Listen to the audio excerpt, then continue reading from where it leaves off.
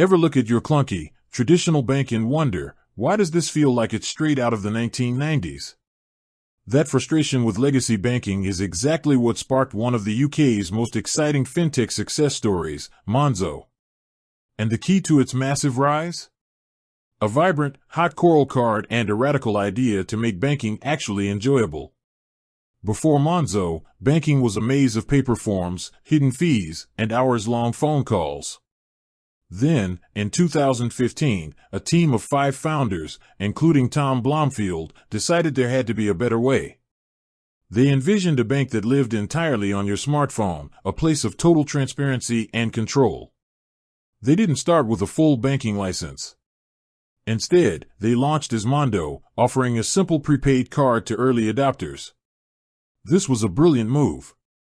It created a buzzing community of Monzonauts who tested the product, provided constant feedback, and felt like they were genuinely building the bank alongside the company. This community-first approach was Monzo's secret weapon. In fact, when they had to change their name due to a trademark dispute, it was their own community that helped them pick the name Monzo. In 2016, they broke a world record, raising £1 million in just 96 seconds in a crowdfunding campaign, a clear sign of the intense excitement they had generated. This initial momentum was fueled by simple, game-changing features, instant spending notifications, fee-free spending abroad, and an intuitive app that automatically categorized your spending. Suddenly, managing your money was easy, even cool. By 2017, Monzo had secured a full UK banking license, transitioning their prepaid customers to full current accounts. The growth was explosive. Their bright, recognizable hot coral card became a status symbol, often leading to customers recruiting their friends simply by using it in public.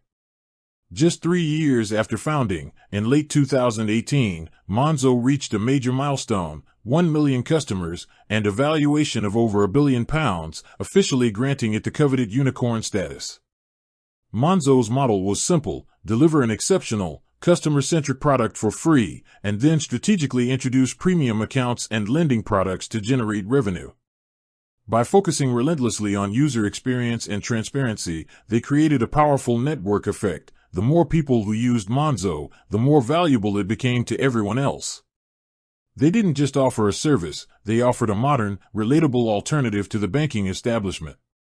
From a scrappy startup in 2015 to a multi-billion-pound fintech giant with millions of users today, Monzo proved that you don't need hundreds of years of history or high street branches to win over customers.